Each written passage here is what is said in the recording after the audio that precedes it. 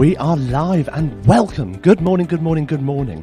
We're here at Seetec Plus's Work and Wellbeing Employment MOT Fair. We're here at the fabulous East Coast College here at Lowesoft. We've got so much to pack into the next 2 hours. It's going to be packed to the brim with ideas and advice to get you feeling good and ready to face the world.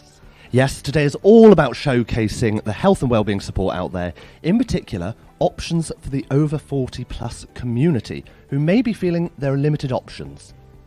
Feeling good and taking good care of your health and well-being is so important on that employment journey, and today we are hopefully going to provide you with lots of top tips and information which we hope is going to inspire you to make that lifestyle change that perhaps you have been putting off. We also have here with us, I cannot deny it, I cannot hide her anymore, the fabulous, the incomparable, it's Hannah here from Seetec Plus as our guest presenter for the day. Hello, hi. This isn't your everyday Tuesday morning for me. I'm in a sequin blazer. Sounds like an everyday Tuesday morning for I'm not me, shocked however. by that. So, what does a day in the life of Hannah look like for you at Seetec Plus here? So I do a lot of work in the community, supporting people back into work and making strong connections with local job centres, councils, and just networking, being free. Sounds like you're busy, and we've got a busy day ahead of us as well. Lots have. of fabulous people, fabulous stories to tell, so we've got that to look forward to. Speaking of which, I'm heading over to the main set now. I've got two lovely guests ready and waiting for me, and I'm going to leave you two fabulous ladies here to tell us what we've got coming up for the rest of the day. Perfect. Hi. There we go. See you soon. Moving closer together. Here we are. Here we go. Lovely. So we have... we're on the wrong thing. We'll be finding out more about the Restart scheme with a Seetec Plus employment advisor. We are going to be experiencing an Nhs Health Check live, I think. I hope that's not me that's doing that. It'll be terrible. I did not put my name down for that either. We're also going to be myth-busting apprenticeships with Apprenticeship Suffolk, which is delivered by Suffolk County Council. We're having a live cook-along with Everyday Active and myself. I'm excited for that Tune one. in for that. I'm really excited for that one. I'm It's a excited nice to eat. budget Yeah, recipe, little lunch nice break. and cheap, nice and healthy. If you're feeling the financial pinch, we've got some top tips on saving money with Essex and Suffolk Water. They've got some really fancy shower timers with do them. they? Yeah, Ooh, yeah. I might have to test them have out. to take one of them home. Yeah. We catch up with Lowesoft Rising team, who have got all the up-to-date information that you can access across Suffolk. Then it's time for a bit of relaxation with Nikki Elmer, a clinical hypnotherapist. She is wonderful. And to finish the show, we will be announcing our lucky winners of the Raffle prizes. So be sure to stick around for that. And be sure to enter the raffle. And Yeah. into the raffle. Wherever you're joining us from today, we'd love to hear from you. Say hello, who and where you are. Let us know your thoughts. Also, if you've got any questions, you can send a WhatsApp message on 01872 228844. Send an email to hello@thisischaos.co.uk. You can also use the comment section on Facebook, Mixcloud and Boxcast. Just remember to please comment who you are and where your location is. But I think it's time to get things kicked off. Let's go. So, Let's go. over to you, Henry, who's with our first guests. Very much there to Hannah and Bryna over there telling us lots of things coming up. Fabulous day, full of it. I'm here joined by our first guests of the day. I'm here with Lee and Mo from Seetec Plus and the Restart scheme in particular, which has been here now in Lowestoft for just over 12 months. So Lee, you are an employment advisor, and Mo, you support the local community into getting back into work? Yep. Fabulous. So Lee, perhaps you can start by telling us a bit about your role here at Seetec. What exactly does an employment advisor get up to? What's the kind of support that's received? I can imagine it's incredibly varied. Yeah, like you say, I'm an advisor here in Lowestoft. To be honest, it depends on the participant. Every participant is different. Our main role is to help people get back into work, but that may not necessarily be the case all the time. We have people come to us that, pardon the cringiness, but we have to try and make their life better to then improve their life, get them into work, and kind of go from there. So that's our role really, is to help people, make them feel better about themselves, to then get into work, hopefully within 12 months. Hopefully. So what kind of support is there available through the Restart scheme? There's various courses. So we offer in-house courses. So we offer things like interview skills, techniques for people that are kind of at that stage of potentially getting an interview. We do wellbeing courses through Read to improve anxiety, depression, mood management, healthy lifestyle, so healthy eating and drinking. So there's a wide range of courses that we can offer. It's interesting because these are skills, aren't they, as well as, a lot of people think they're your run-of-the-mill everyday things that everybody can do. It's not always the case. These are skills, a lot of them transferable as well, and a lot of them real-life application. And it's our job to improve those skills, or maybe even give participants the skills if they haven't got them already. So the job is variable. Could be anything. Every day not is sure different. What to expect. Yeah, absolutely. So what's again, I know you can't pinhole into one or pigeonhole it there. What's the typical journey for a participant that's looking for support through the Restart scheme? So first appointment is gathering kind of what barriers there are, and then it's kind of step by step. The most common one is anxiety, because if you've not been in work for a long time, going back into work is scary. So we would kind of signpost to relevant courses or relevant organisations like the Wellbeing service, and then it's about kind of seeing where the participant is after that, and then choosing the next step after that until we get to a point where they're ready to go into work. So have you noticed an increase in, like you say, people, obviously the popularity of the anxiety support and things like this, have you noticed an increase over the past couple of years, or 12 months even? It surprised me how many people suffer with anxiety, if I'm honest. So yes, I probably have noticed an increase. I don't think COVID's helped that as well. A lot of people were obviously indoors for a vast amount of time. So yeah, I have noticed a massive increase. There's a definite increase there. Absolutely. So again, more valuable is the support that you're giving, really. Well, I hope so. Yeah. Oh no, I can believe it. Trust and believe it. Don't worry, I can see it out there. I hope so. So Mo, onto yourself now. So how would you say you look after the team when it comes to wellbeing? Because it's all well and good looking after participants and whatnot, and that's great, and that's what we're all working towards, but also the team's wellbeing is incredibly important to help support that. You can't help others until you've helped yourself a lot of the time. Absolutely, I'm a firm believer in that. Like, you need to look after yourself to be able to look after other people, and I think it's important to have a team of people who feel looked after, cared about. I personally want to make sure that I'm there for my team, and hopefully the team are there for each other as well.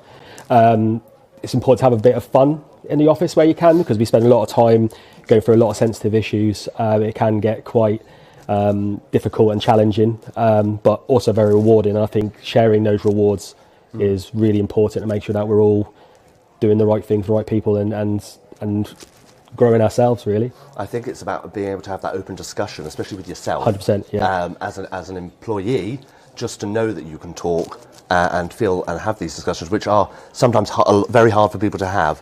It's very hard to open up. It's that very first door to get through, just to say, look, I'm having problems with this, and to just say, have yourself be approachable for them. Absolutely. So if you have a participant comes in and they're feeling particularly nervous, particularly anxious, how would you go of supporting them? Is there any steps you would take in that sense? Yeah, well, we have some smaller breakout rooms in the office for people, like Lee said about anxiety. Some people don't like sharing their inner details with a lot of people around, so we have rooms that we can take them in for a bit of privacy.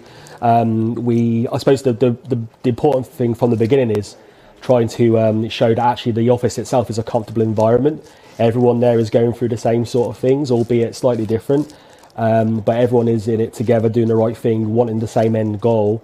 We've got quite a lot of evidence in our office and the others in the area where people have come in from the beginning and you can see that they're clearly nervous, they're clearly struggling, and then they come out themselves. And obviously the end goal with someone getting into work, ideally within 12 months, they've grown, they've become a better person than they were at the start of it, and that's what it's all about, really taking them on their journey.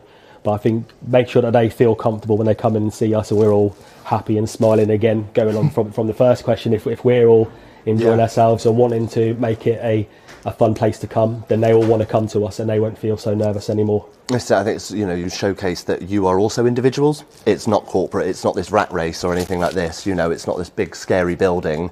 And it can be quite daunting at times, can't it? But there are people in there, real people, very much like themselves. And I think that's what's important, that message to get across, that look, a lot of people have the same problems here, and it's about sharing these, accomplishments and these goals, and all working together for that same goal. Absolutely, and some of us have, to be fair. It's been really good because we've all got our own backgrounds, we've all got our own experiences.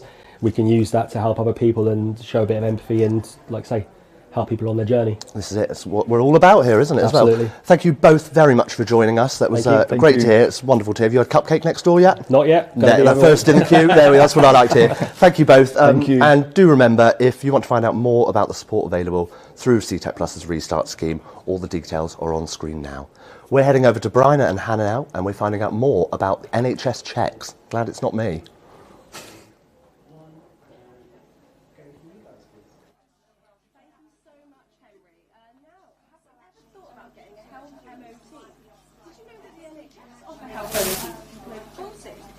So One Life Suffolk offer health MOTs here in Lowesoft, and here to tell us more about these tests are Jennifer and Martin from One Life Suffolk. Welcome to both of you. Thank you very much. So Martin, can you tell us a little bit more about One Life Suffolk and kind of work you do? Yeah, absolutely. So One Life Suffolk are procured by Suffolk County Council. We deliver health and wellbeing interventions across the county. Again, don't worry, I'm not getting an NHS check. Nobody needs to see that. So, guys, obviously didn't speak to you much about an everyday sort of thing. What would you describe happens here to yourselves day to day? You're coming in on a Monday. Nobody likes a Monday. What's on your list of things to do? I suppose the first thing is we want to make sure that we're all ready to go, get a cup of tea in. Yeah, very important. Again, a quick chat with we're all amongst people. the team. Yeah, see how the weekend's gone. You know, like you said, we're all human. We've all got lives. We want to make sure that we've had a good weekend, and we're all fairly sociable in the team here at Lowesoft, so that's quite good. Obviously, start planning ahead for the day. See if we've got any people that we need to be a bit more sensitive about, because we're aware of certain things. And are there changes that you have to sort of react quickly to at any time in that sense? You know, is there anything you've got to, jump? Yeah, every day. Every day, Literally. every day. Even this morning at the office, briefly this morning, and Wi-Fi went down. So yeah, we know that. Day-to-day issues, but the team, obviously I left them to come here today, and the team dealt with it professionally, cracking on. We had a few participants coming in, and you wouldn't know it. Getting on with it. Smashed it. Get on with it. Yeah, this absolutely. is it. So obviously you've been in Lowesoft for over 12 months now. Would you say, obviously this support must be quite new to a lot of people in the area then. Has it been well received? On the whole, yeah. Yes. I think some people are apprehensive about coming, which I think is natural. But as you said a few minutes ago, it's really important for them to realise we're human too. So when they come in, for me personally, it's about making that connection with them. We've all been through the same as what these guys are going through. We've all been unemployed. I've been unemployed. So, but after a few weeks, they then become like your mate, really. Yeah. Well, You come in get to know and them as then they have a people. laugh with you, and yeah, that's how we do things. We try and make it as relaxed Building as we can. relationships, isn't it? We build some great relationships, and Absolutely. we'll hopefully see some people today at the fair, and it's nice to see those people coming in. It's taking those part. success stories as well, isn't it? And yeah. that's your work there and then, isn't it? You know what I mean? That's your evidence. Yeah. Proof's in the pudding, very much so with these people. And a lot of them, even having the confidence to come into something like this today. You know, this is the thing, and you sort of think it's those real life skills, again, that people can apply to all situations, whether it be workplace, home life, things like this, you know. And again, even the skill of building a relationship with somebody can be valuable, you know, to know, do you know what, I spoke to so-and-so, what's the difference in speaking to other so-and-so? Yeah, everyone's steps are different. So coming to certain places might be massive for somebody, but then you'll get your next client who will just breeze it and come in and not a care in the world and be the most confident person you'll ever meet. But for someone coming through the door might be the difficult thing, the most difficult thing that they've done all week. So it varies every day. And I know you're probably not allowed favourites. I know you're not allowed favourites. Anything that stands out to you, any of those success stories? Yeah, there's a few. I've had single parents come to me and say, I will never find a job because I've got 2, 3, 4 children. Not going to work for so long has caused their anxiety levels to go higher, and then we've found them jobs and they can buy their children Christmas presents. And when they come to us and say, thank you Lee, thank you Mo, thank you whoever their advisor is, that's what our job is. Well, this is for you, that's your job 9 to 5. For them, that's their life. Yeah. Absolutely. You know, that's Christmas. It's Thank you again very much for having a chat with me. We do like a chat. That's just me having a chat. We're going to go to a break now, and I might go get one of those cupcakes myself. I'm going to get 2 now.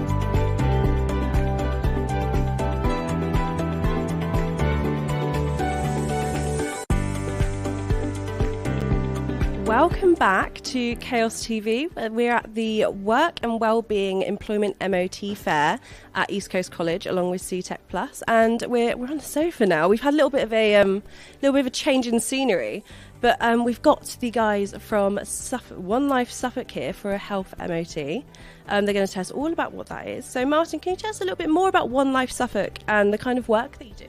Yeah, absolutely. Good morning. So One Life Suffolk provide health and wellbeing services to anyone living in the Suffolk area, predominantly people that have long-term conditions. We target deprived areas, and we offer services like weight management, physical activity, obviously our Nhs Health Reach programme, stop smoking services, and children and families' health and wellbeing. Lovely, that sounds amazing.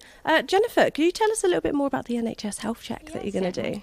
So the Nhs Health Check, as you've already said, is for people between 40 and 74 that have no pre-existing cardiovascular disease. And it looks at your lifestyle factors, it looks at your blood pressure, cholesterol, your risk of developing diabetes, and then all the information gets sent to your GP, and we can also make referrals and signpost you to organisations. And it's all about identifying risk and helping you to reduce those risks. That sounds amazing. So thankfully they've not asked me to do a health check live on TV. However, we do have a very willing volunteer with us, and that's Lauren. Welcome. Thank you. Thank you so much for offering your services to us. I think they're offered. Okay. So Lauren, how would you describe your lifestyle? Yeah, my lifestyle's really active. So apart from working full time, I play football outside of work as well, which is 2 to 3 times a week. So apart from that and the gym, very active lifestyle so far. Yeah, way more active than me. So kind of what kind of things do you do to keep you feeling like good and healthy and like pepped up? I think it's really eating well, making sure I go to the gym quite often, spending time outdoors, like I said, with football, time with friends, so things like that really. That's wonderful. I believe we're going to be doing a blood pressure test on you. I feel like if we'd like to start that one now. Okay. Start the health MOT. So how long does it usually take to do these kind of tests? It takes round about 25 to 30 minutes, Okay. and it's once every 5 years. Yeah. Okay. We'll get started with that one. So I believe we're doing a blood pressure test and a ECG, I believe, is what we were talking about. So how important are these things to kind of get done, Martin? Really important, because we all need to maintain our health, keep on top of our own well-being. Quite often conditions can creep up on people, specifically off the back of the pandemic, where people haven't had access to health professionals. So having regular checks like this is really, really important to making sure that you're fit and healthy for life. Wonderful. We starting on that one. I'm assuming it's going. I think I could hear it. This is when we end up getting an interesting score out of it. Lovely. So that's just going on. So this doesn't take long at all. Quick, easy, simple to do. How would you book one of these? So you can either go onto our website, which is onelifesuffolk.co.uk, and sign on there on the online booking form, or you can phone our number, which is 01473 718 193. And you can book a health check that way as well. Wonderful, and they're completely free as well. They're completely free. Wonderful. So you don't have any reason not to do it, do you? Absolutely not. And as you get older, as you hit 40 and then onwards, it's a good idea to have a little MOT. Midlife MOT is what we call it. Age itself is a risk factor, so it's a good idea to make sure there's no other risk factors compounding. Yeah, I love that you call it an MOT as well. Just getting a little check-up. So the blood pressure was really good. So Yay! that's perfect. Would you like me to do the little ECG? Yeah, we'll go for the ECG as well, because heart health is really, really important, especially as you kind of like progress in your life, get older. I'll just show you what I need you to do. Yeah. If you could just tell us what Lauren's doing there. I know you're it's a lot of multitasking. I know. So we call it a little ECG because it is. It's basically looking at the rhythm of the heart. So we can all take our own pulse, which should be between 60 and 80 beats a minute. But how regularly is the heart beating? That's what we need to know. So this particular test is really useful for identifying atrial fibrillation, which is an irregular heartbeat, which is really common. You get no symptoms with it, same as high blood pressure, no symptoms with it. But if you have it, you're 5 times more likely to suffer strokes. Oh, wow. So it's a good idea to have this checked at the time of the health check, and then we can make referrals to your GP if we discover it. Yeah. What are some of the other some of the other checks you do during these health checks? So we do the cholesterol as well, which is just a finger prick test, and that looks at how good a diet you have, how much saturated fat you have in your diet. We also do height and weight, which will give us your BMI and is an indicator for type 2 diabetes. And we have a chat about all lifestyle factors, and we look into family history of cardiovascular disease. And then we get a rough idea, percentage rough idea, as well as your heart age, what your risks for cardiovascular disease are over the next 10 years. That so sounds wonderful. Quite a good indicator. Yeah, really quite thorough as well. Very thorough, yeah. Wonderful. Martin, do you have any top tips for wellbeing? Absolutely. I think one of the best top tips I can give is just to make time for yourself. We all spend a lot of time looking after other people, and if you're not in the equation yourself, then obviously you're not going to be able to make those impacts. So, yeah, take time, self-care, do the things right for you, and you'll be okay. That sounds wonderful. Yeah, I totally agree with that. Thank you all for coming on today. Thank you for kind of being a guinea pig, Lauren. No problem. It's been wonderful to have you on, even with a few technical issues. But if you'd like to get in touch about anything that we're talking about today, you can visit the WhatsApp 01872228844. You can also get in touch on socials. That's at Chaos TV UK. That's on Facebook, Instagram and Twitter. I'll be replying to you all day long. You can also go in the comments on the Facebook Live or the Mixcloud or Boxcast. Just remember to tell us your location and your name. But there's lots of talk about wellbeing on today's show, so we thought we'd ask some of our staff here at Seetec Plus for their top tips and advice. Let's take a look. Hi, my name's Tracy. I'm the Performance Optimisation Lead for the East of England. The way I like to look after my mental health is to go for a run first thing in the morning. Really helps to set me up for the day. Or if I don't get a chance to do that, I really enjoy walking the dogs after work. Really helps to clear my mind and get ready for a relaxing evening. Hi, my name's Claire Rappo. I'm the Employer Relationships Manager for the East of England and London. My top tip for mental well-being and health is to do one nice thing a day for yourself. Whether that's standing in the garden having a cup of tea, whether that's doing a silly painting or a drawing with your child.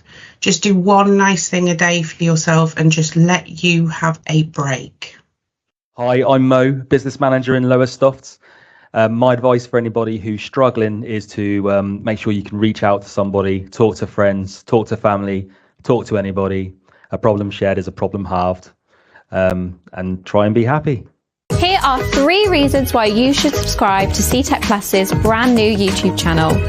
Hear heartwarming success stories from people who we have supported on their journey to work. Feel good, connected and part of an empowering community, and see all of our exciting events, activities and all the fun we get up to behind the scenes. Stay up to date with all of this and more from Seetec Plus by hitting subscribe on our YouTube channel.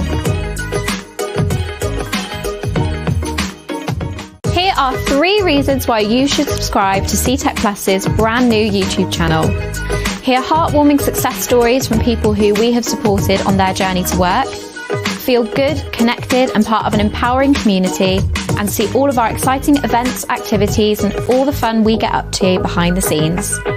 Stay up to date with all of this and more from Seetec Plus by hitting subscribe on our YouTube channel.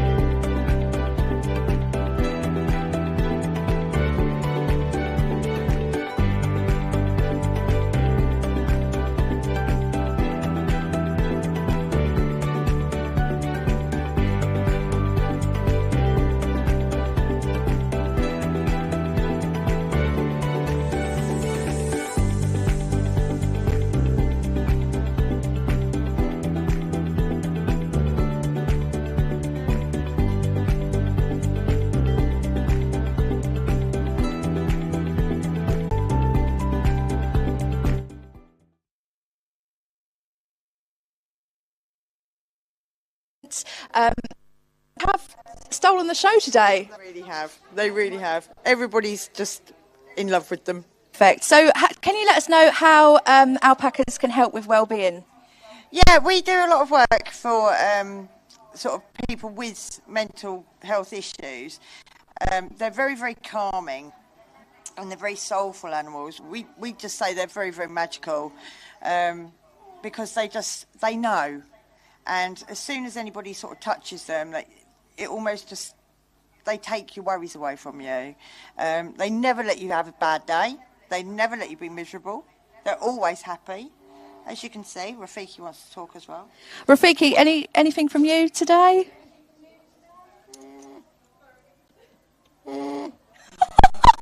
Is that good sounds or bad sounds? Good sound, yeah. He's happy. He's happy. And then over here we have Bear. Bear the skunk, yeah. So tell me a bit about Bear. Well, Bear we've had since he was 9 weeks old. He's 2 now. He's awesome. Again, people just, they love him because he is so gentle and he loves a cuddle. Not saying... I love a cuddle. Yeah, it makes you feel better, yeah. But yeah, again, animals and welfare just go hand in hand. They really do. We find a lot that we have a lot of people come to us who leave just feeling so much better. So what kind of work do you do in the community and how can people get involved? Well, people can get a message on Facebook, they can Instagram, Google. If they want to come and volunteer, that'd be amazing because we've got a lot of rescue animals now as well. We do a lot of work with children that have been really badly bullied and are homeschooled. We do a lot of work with a company called Lapwing, which is for children that aren't in full-time education. We have a lot of... we do a lot of work with like Twinkles and lots of send groups and things like that. It's just really good fun. Fabulous. And I've seen on your page about the wishing tree. Yes, I loved it. Yes. So, and you do the Alpaca Trails as well. Yeah, so can you tell us a bit more about that? Yeah. Everybody who comes, they get their own alpaca. They get to walk around our farm trail, which is specially designed for it. And then we take you around on a farm tour, so you get to meet all the other weird and wonderful animals that live with us, lots of which you wouldn't expect to find in the middle of Suffolk, like our emus and our skunk, and we have a Patagonian Mara, and they're all completely bonkers. What is it? A who? A Patagonian Mara. So he's basically a big, big guinea pig. Yes, very cute. And he came to us because he was found in a pet shop. And we have lots of animals come to us that just need a good home. Can you please also tell the viewers today how these alpacas entered the venue, how we had to get them in? Because that was something. It was something. We actually got them to come up in the lift today. It's the first time for all of them. And you. And me. But they were brilliant. They were absolutely fantastic. They didn't panic. They were just amazing. Good as gold. Oh, you're so beautiful. They just make everybody happy, don't they? And like that's the vibe that we get. And I tell you, in talking about the Work and Wellbeing Fair, it's the alpacas that have sold it. It really has. They're just really magical animals. I don't know what it is about them. They're just amazing. They are just wonderful animals. And, you know, everybody... He's getting angry. Everybody who meets them, he's going to go sleep. Oh, darling, have a little sit down. Oh. But, yeah, everybody who meets them just loves them. And mental welfare, they're just fantastic for. They really are. Whether you come to us for half an hour or for all day, these guys just make you feel so much better when you... Perfect. Thank you very much. So we're going to now go back to Henry on this. Throw back to Henry. I'm throwing it back to you, Henry. Here we go. Hello, hello, hello. It's only little old me here, cosy in my chair, quite happy, thank you very much. Not out there with wildlife and Noah's Ark and whatever else is out there going on at the minute, but lovely to see. Just a little reminder, don't forget we are online, so do pop us a message, do pop us a comment. Joe's been on there to say what a great example of the work happening in Lowesoft, so that's great to see. Thank you, Joe. And there's a little message on the WhatsApp as well saying they're looking forward to the cookery segment. Me too, looking forward to that. A bit of pesto pasta on the go. Well, enough about that and me being hungry. We're joined now by two more lovely, lovely guests. We're doing a bit of myth busting. We're looking at apprenticeships, we're seeing what information there is out there. And joining me today is the lovely Ellen and indeed here with Sharon. So, apprenticeships, it's a bit of a topic because I know a lot of people, when you say apprenticeships, you think young people going out of school, you think it's the next step in education a lot of the time like that. Whereas you yourselves know there's a lot more to it than that. There's a lot more out there, a lot more available for people. So, Ellen, can you tell us about some of the apprenticeships and the myths that surround them? Because like I say, a lot of people think they're for younger people. Yes, definitely. So yeah, it's 16 plus. There's no upper age limit on apprenticeships, and we can support with that. So if you're looking for a new career change, if you're getting back into work, it's a great way to, you know, whatever stage of life you are, it's a great pathway back into a career or starting a career as well. So obviously, like I say, a lot of people think they're for younger people. Have you seen the uptake in those that are a bit older taking on apprenticeships and things like that? Yes, definitely. So especially with sort of upskilling, if someone's been in a career for a long time and wants sort of that qualification alongside with it, it's a really good way to kind of get, put in place what you're actually doing in work. A lot of training providers and colleges will... There you go, lovely microphone for you there. Lovely, thank you. Just hold him up nice and close to yourself there. Yeah, so training providers will go through to see what level you'll be working towards, because a lot of people don't know as well that they range from level 2 all the way up to level 7, and level 7 is equivalent to a master's degree. So you can get that degree qualification through an apprenticeship. So it's, a lot of people think, it's quite low qualifications as well, but there's a range of different qualifications that you can do via an apprenticeship. I think there's a lot of people that think that sort of education is this straight line. Where it's primary, secondary, college, university, and that's it, cut and dry. But it's not. It really, really isn't, is it? There are things branching off all sorts of places here, there, and everywhere. Yeah, so much options to it. You can pick it up whenever. So you could do an apprenticeship at a level 2, level 3, and then say 5, even 10 years later, then start on your higher apprenticeships as well. I think this is it, like I say, and it's a lot of the time it's letting people know that these options are out there. A lot of if people know about it, they'll join in, they'll involve themselves. It really is just telling these people about it. So how would you say an apprenticeship could be beneficial for somebody looking for that career change or to upskill? And I'm sure there are also benefits for the employer as well. Absolutely. So it's not just beneficial for the individual looking to do an apprenticeship, because you're being paid to get a qualification. So you're getting lots of work experience and paying for your actual learning as well, which is brilliant. And this can be done either in the workplace or at a college or in block release as well. So there's different options for learning as well, which I think a lot of people don't know about. But of course, it's always beneficial for the employer, because they're, getting the skills from that individual. They'll get that qualification at the end, and then they can go on and progress to even more in their sort of business. So it's upskilling, and also it's really good for the employer to sort of, be that mentor for someone as well, sort of use their previous knowledge and everything as well. So beneficial for both. I think with it still being obviously an education, but not in an education setting, these are real life skills a lot of the time being learnt as well, and a lot of them transferable skills without even knowing it. Going into somewhere like an apprenticeship, you're going to learn a lot more than the course, as well as it's meeting a lot of real people doing these jobs a lot of the time. The qualifications now are based on the actual job, so instead of sort of learning something that doesn't apply to what you're doing every day, to get the qualification, you are what you're doing every day in the workplace, which is benefiting the business. Is going towards your what they call endpoint assessment at the end of the apprenticeship, and it's we sort of say it's like a driving test. They don't put you in until you're ready either, so it's not this big scary exam at the end. It's everything you're doing at work. So it's cliche to say, but it is win-win, isn't it? It really is here. So Sharon, my lovely, this is it. This is the big number that you've got to remember. I don't know what we're going for here. How many apprenticeship qualifications are indeed available for delivery? It fluctuates. There we go. It fluctuates. Fluctuate. Get that mic up nice and close to you. It fluctuates. At the moment, there's in the region of 650. However, there are still more in development, and as they become available, then we'll start opening learning for other people, or indeed introducing them to those different pathways. So do you think this is employers hearing about this? Word of mouth is sort of going, oh, actually, I've just somebody so-and-so's doing an apprenticeship. This is something I could get involved with. Absolutely. And because they're industry-led now, whereas before they were very much led by the education providers, now they're industry-led, that they're being designed by industry to meet their demands of what they need in the workplace. And I would say even working with the most challenging employer who is saying, I'm not sure if you've got the right apprenticeship for us, we can be quite creative, and we can find something that matches in with that workplace so that the individual is learning the knowledge, skills and behaviours that they need to get the qualification.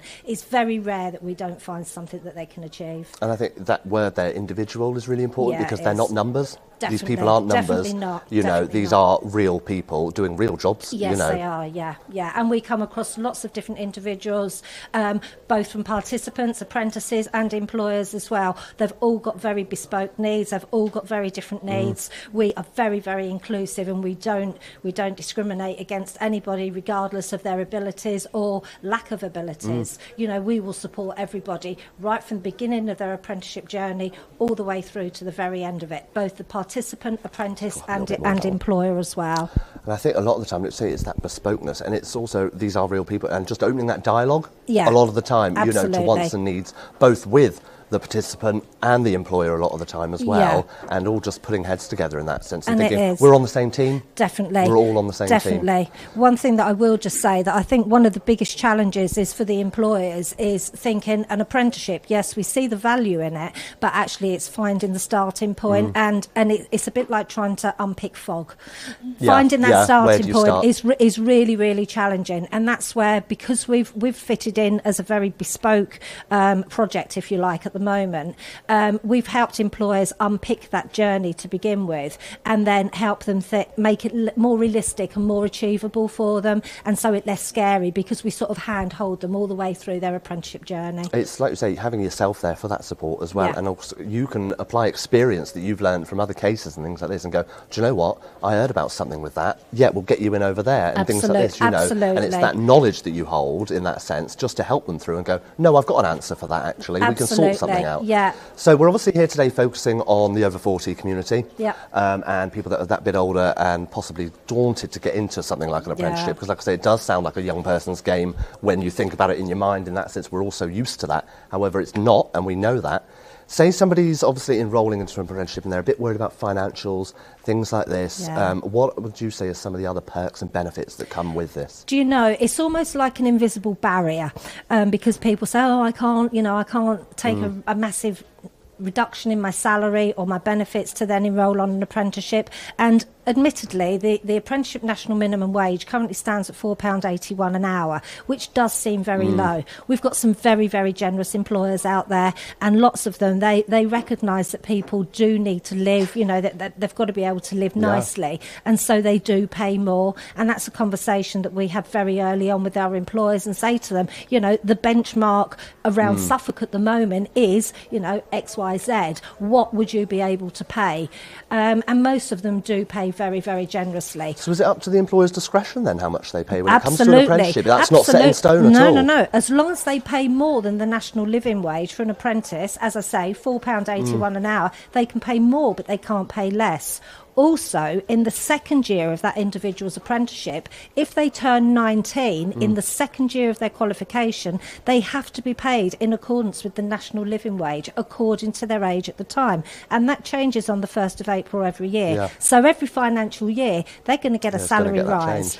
Also, the DWP, the Job Centre Plus, they've got some fantastic work coaches in there who can advise what all benefits they'll be able to take on top of that. So actually, there are always top-ups. More than people will actually know that's well, like out that's there. news to myself even. I always thought this was, you know, set in stone, rules are rules, but to know that it's the employer's discretion is brilliant. Absolutely. And you're there, like you say, opening up that dialogue and speaking to these people, again, real people. You've got yourself there in the middle, the employee and the employer, putting your heads together and thinking we can all work together here and you come know, up with something great. It's busting those myths, those poor perceptions that have been there in the past, and saying, oh, an apprenticeship, it's for those non-achievers at school. No, it's not. It's definitely a career pathway for those.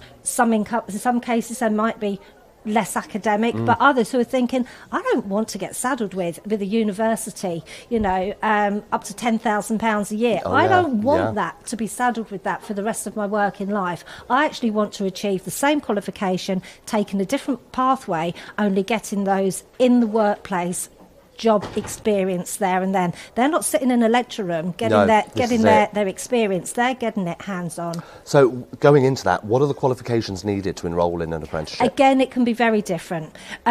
In most cases, it would be that people have to have their maths and English at a grade 4, which is equivalent to a GCSE grade C.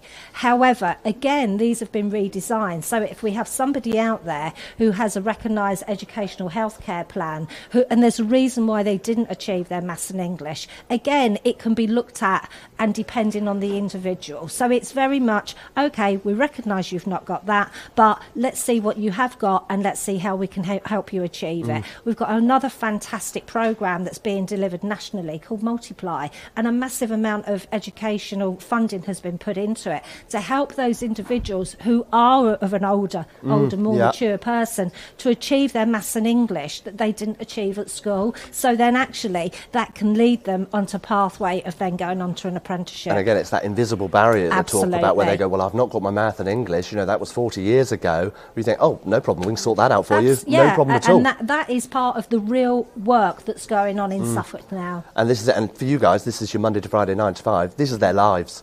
Yeah. These are the differences that you're making here. Absolutely. And it's absolutely amazing to see. I think we all know that, and it really is great to see. Thank you both very much for joining me today for a nice little chat. And I know I've told you about those cupcakes in the other room. Not to keep going on about them, but you didn't even know about them. So if you can pop one behind for me somewhere, that would be marvellous. And by one, I mean 3. That would be great. Don't forget, folks, we are online today. We're on the WhatsApp. We're on the email, hello@thisischaos.co.uk. Comment section on the Facebook page. Fabulous. We want to hear everything you're talking about. Obviously, some great stories here, some great work being done. Let us know your thoughts and feelings. But for now, it's time for some wellbeing tips from our friends at Seetec Plus. Hi, I'm Beth. I'm Marketing and Communications Coordinator at Seetec Plus. My top tip for looking after your wellbeing would be to do more of what makes you happy, whether that's going out for a nice long walk, whether that's sitting in and watching your favourite movie, or dancing to the Hairspray musical soundtrack. Just do more of what makes you smile. That's different for everyone. Hi guys, my name is Martin Field. I'm the business manager for Seetec Plus in Great Yarmouth, dealing with mainly the Restart scheme. What I find is really important is at the end of every day, I have some time for myself and I decompress and do something for me. At least once a day, I try and do something for me. It's going to sound weird, but that's actually cooking. I enjoy spending time in the kitchen. So I finish work, go home, put my Alexa on in the kitchen, listen to some music or watch a YouTube video and just potter about, make a nice nutritious meal for the family.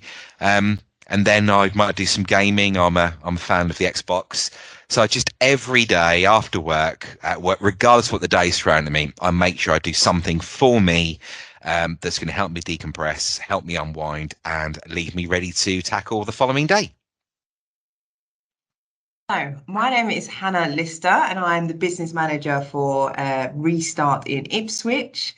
And whenever I am feeling stressed or mentally a little bit worn down, I try to not tackle things like a giant mountain. I try to reduce my workload, write a list, and take things in tiny little hills rather than that big giant mountain.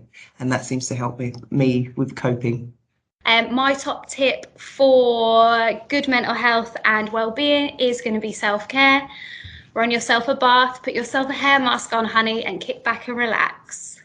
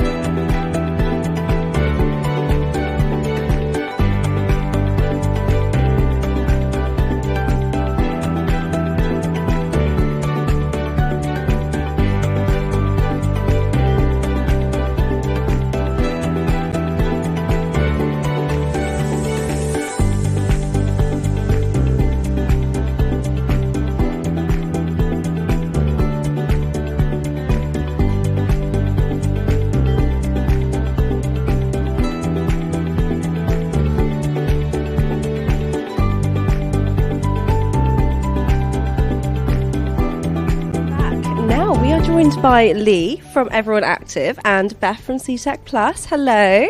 So they're going to show us MasterChef style how to make a cost-effective, quick, healthy meal for the family to enjoy. So welcome to the show, Lee. Tell us, what are we making today? It looks nice already.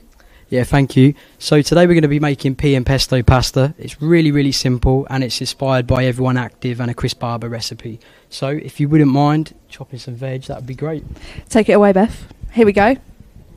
Lovely. Just, what are we chopping? Talk you through kind of what we're doing. So at the minute we're just going to chop the lemon. We've got some mint, so we're just going to chop that. We've got some peas that are already boiled, some pasta that's already boiled as well, and then it's just a case of mixing the ingredients and making the dish. And as I say, really, really simple. Yeah, so kind of what makes this recipe good value for money? I would say personally, as a parent, you can batch cook. So what you can do is you can cook the sauce, you can make sure it's, put in the freezer for a rainy day, pop it out before you go to the work, and then the kids, the family, and everybody's got a nutritious meal. That's wonderful. So is there any specific health benefits to any of these, so the broccoli and the mint and the peas? That's probably quite an intense question there. I think, to be honest with you, it's just clean. It's definitely green and it's very clean. Green. So in terms of calories, very low in calories, very high and nutritious. So just a good, quick, easy, cheap, affordable meal. Could you change any of the vegetables to suit picky kids? Because I've got picky kids. I have picky kids. If they spot broccoli, they're not going anywhere near it. Is there anything else we could use? So what I recommend is, if it's anything like my kids, they do like things, but they also like to not see things in their food. Yeah. So what you can do with the broccoli, with the peas, which we'll show you in a minute, is just blitz them up. Disguise it with a little bit of parmesan, and they know no different. Parmesan. Yeah. Yes. Can you use any other cheeses? If you're vegan, you can go for any sort of vegan soya-based cheese, so anything kind of friendly in that respect. But you can jazz it up as much as you like. Parmesan works well. Mozzarella's pretty good as well. Oh, love. Should we get cooking? Let's do it. Go on, take it away. Beth, you have chopped this broccoli beautifully. It looks amazing. Best broccoli I've ever seen chopped. Well done. Here we go. We've got the peas in here. We're going to add about 2 tablespoons of olive oil. Sorry, thank you. That's all right. Yeah, 2 tablespoons of olive oil. Yeah. And then I'm just going to squeeze the lemon. Beth, you squeeze. Oh.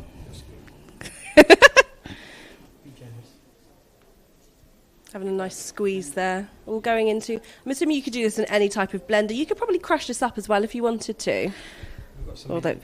So some mint as well, which is just going to go in, and a handful of almonds. Very simple. Nice and nutritious as well with all the almonds. You've got the protein there. I think almonds are protein. Please, someone correct me if I'm wrong. They're full of good fats. So there we go, full of good fats. Fun fact for you, Tuesday morning. What we'll do now is we'll add a little bit of parmesan, so we'll be generous because I like a bit of cheese. Yeah, of course. Oh, I love a bit of cheese. Everyone loves a bit of Do you like cheese? cheese? Get the cheese in. A little bit more olive oil going in there. Would you make this at home, Beth? Any day, Hannah. Excellent. Popping the lid on, and this will blitz down super quick as well. Lee, if you don't have a blender at home, is there something else you could use? Like one of those stick things, stick whizzers? Yeah, it's not called a stick whizzer. Sorry. Yeah, you can mash, but you can finely chop anything that works if you've not got the blender. Right, okay, here we go. Let's go. Come on. Cover your ears. Yes. Just having a nice blend. Give her a shake. You can just add give some her a more shake. olive oil or maybe potentially water if it's not blending down that well. Nearly there. It's looking nice and green. What you can do, you can also add some of the water from the pasta, just to kind of starchy. It's starchy, makes it a bit, So that's the sauce. Yummy. Perfect. We've got the pasta. We've got the veg, lovely and chopped. Yes, we do. So we're just going to make the dish now. Lovely. Go ahead. If you like to pop some pasta on a plate, and then we'll just dress it. Okay. So Beth, you can do this. I know you were nervous. So while Beth pops the pasta on the plate, then we're just going to add the sauce on the top, finish with a bit of lemon juice and a little bit of cheese, and then we'll let you taste. Delicious. I can't wait to taste this. It smells nice already. It really does smell nice. It smells you can lovely. smell it. I can smell the lemon. I can definitely smell the lemon over here, and it's all the way do over there. Do you do a lot of cooking at home, Beth? I do. Yeah, I do. But you could have brought a spoon, Hannah. It might take a little bit longer than anticipated trying to get this on here. What's your favourite to make at home? Definitely a roast. It's got to be a little roast. sniff. And It that's smells nice delicious. and healthy and nutritious, isn't it?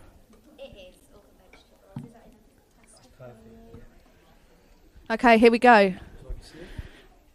Yes. Oh my gosh, she's delightful. That smells lovely, doesn't it? Yeah. So to anybody out in the Wellbeing Fair and in the green room, we're going to bring this round for you to try. I've got little pots, little cute pots. Oh, okay. Yeah. A little on-the-road taste test. Oh, it's beautiful, Lee. Maybe you could cut some lemon for some decor. Oh, a little garnish. Yeah, a little garnish. We love yeah, that. That looks delicious. Amazing. Here we go. Oh, nice. wow. Yep. It really is like master So chef. I once, when I've made pesto before, I used pumpkin seeds instead of almonds. Ooh. So if people have got a nut allergy, because one of my friends has got a nut allergy, use pumpkin seeds. Yeah, there's so many ways to like adapt this recipe. As you say, if you've got kids that don't like certain things and like just really, really could taste them in anything, you could adapt it. Yeah, you could just change quite a lot of things. You could do whole wheat pasta. Yeah. Make it a bit healthier than it already is. This is not making it more healthier. Are we going to add some more cheese on top? We are going to add some more. Thank God. We're just going to finish the dish now. So what we're going to do is just a drizzle of olive oil. We're finished with a lemon, a little bit of cheese, and then we'll taste. Happy days. Oh, I love the way you do that. I've tried to do that at home and I can't do it, and oil ends up going It's everywhere. basically Jamie Oliver's here, isn't it? Yeah. And that cheese was very reasonably priced. So when I saw that the recipe called for Parmesan, I thought, oh no, it's expensive, Yeah. but it wasn't. Who wants to... Beth, you've got to finish. Oh, okay. Oh, Getting our hands in now. Okay, here we go. Expertly done. That is gorgeous. Absolutely amazing. Say when. Too much cheese now. Actually, there's no nobody such ever thing as says too that. much Yeah. cheese. Here we go. I did bring little forks. Oh yes. I shall pass the There we go. forks along. Well done, Lee. Pea and pesto pasta. Well done. Well done. Gorgeous. Let's try it. Right, let's try it. I've got some There's forks one. for everyone. Oh, sorry, I've touched that. There we go. Okay, I'm going to have the cheesiest bit part. Oh my God, really good. I can't get some. That's delicious. That's so nice. Yes, Lee. That's great. Yeah. Isn't it? Mm-hmm. Go on. Taste your own creation. I wouldn't even know that's pea. No. I don't know why. I can definitely taste Probably the lemon. the The mountain lemon cheese. adds like a really nice little kick there. But if you do want to try this at home, you can find, where can we find all these recipes and more? So just visit the Everyone Active email address or the website, and then what you'll have is an option to click on the Everyone is Family campaign, which ran throughout the summer, and then it's on YouTube, all across the socials, but we'll also post the link. So enjoy. Wonderful, Lovely. thank you.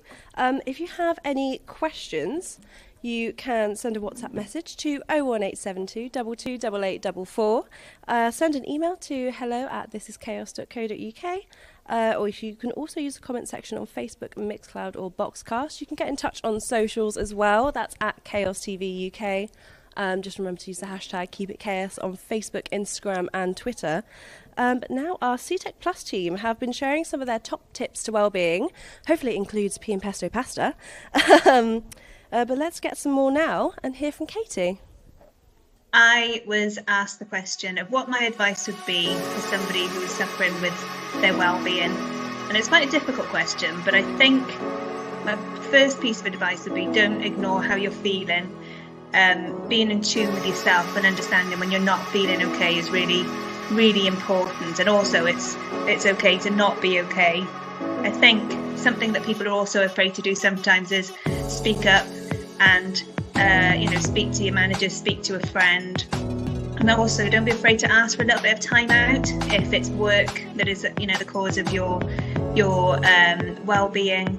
Then speak to your manager, take a bit of time out, go and do something that you enjoy doing, whether it's spending time with your friends or whether it's running or sewing or cooking. Just do the things that make you happy, because when you're feeling a bit more refreshed, it'll enable you to sort of manage your well-being issues a little bit better.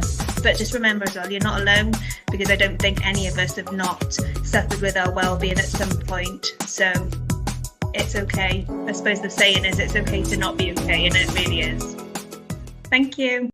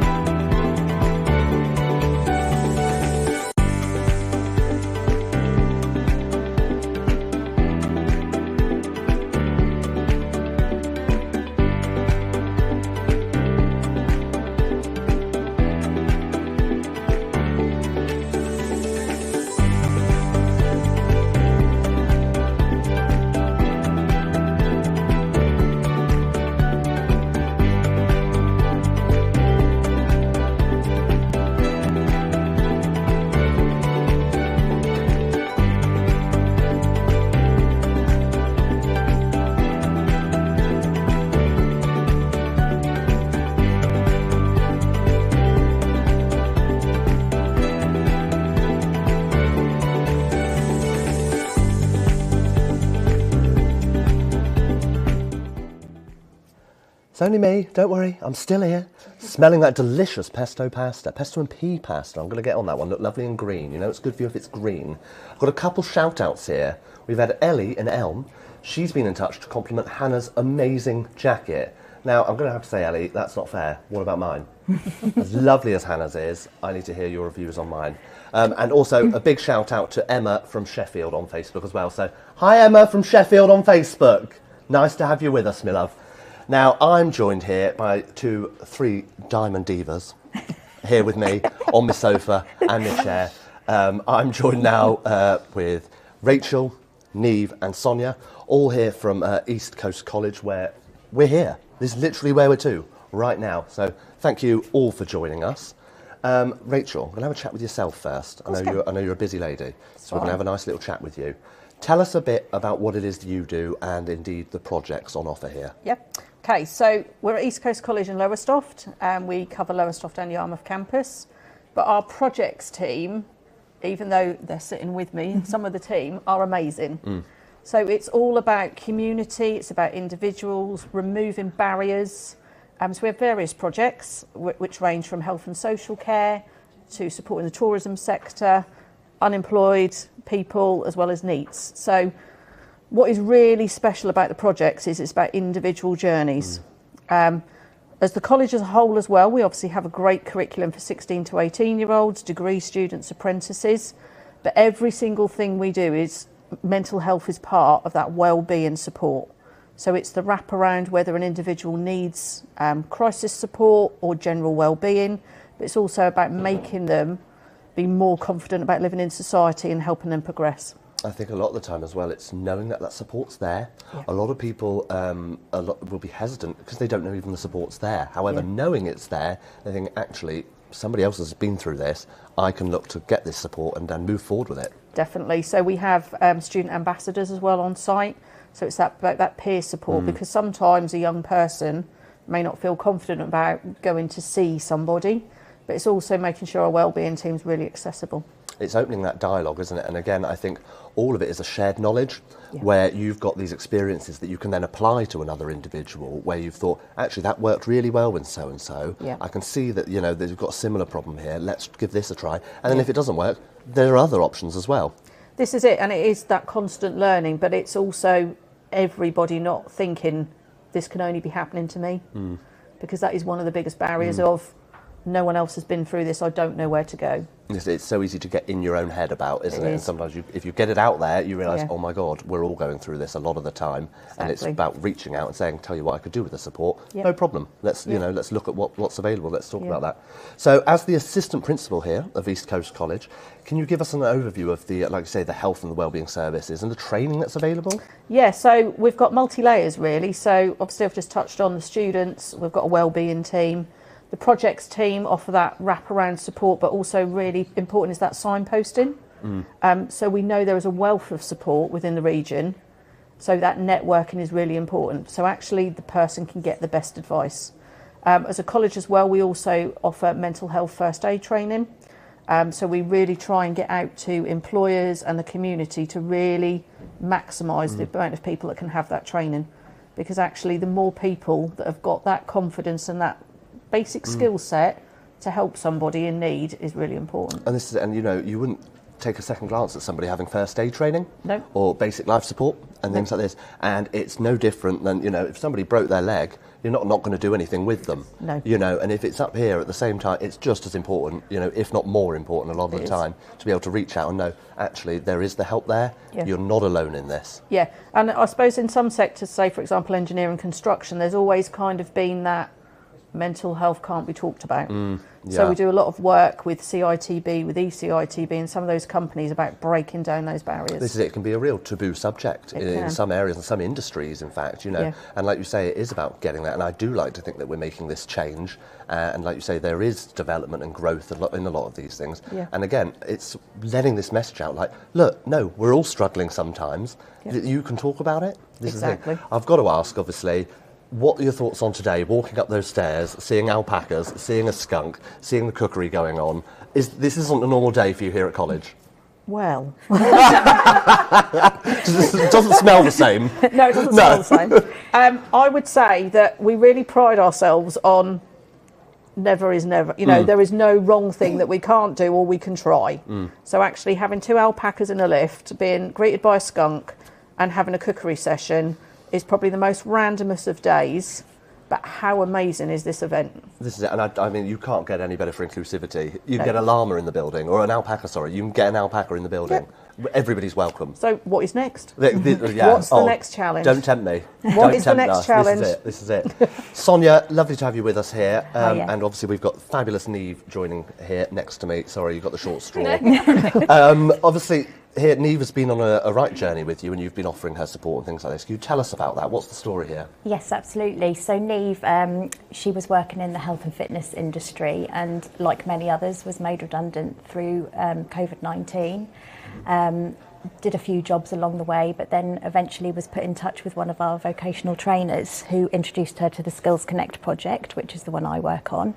And through the Skills Connect project, she was offered lots of support, help with her CV, help with the application process, just lots of help, lots of encouragement along the way.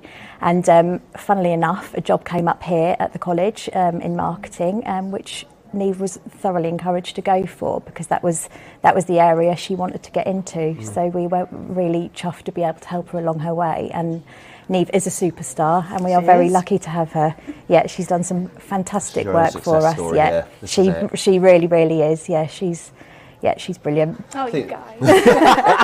Like you say, that touching base on like COVID-19, that's almost like this blip of 2 years where a lot of people, a lot of these skills, you know, they're not what they used to be for some people. Communication, a lot of the time, you know, if you stop it, a lot of the time you don't use it, you'll lose it sometimes. And in that sense, it's about building that back up. And these are the everyday skills, you know, not always applicable in workplace even. You know, these can be real life skills, building relationships with a lot of people, opening communication. And like you say, you'll be using them without even knowing it.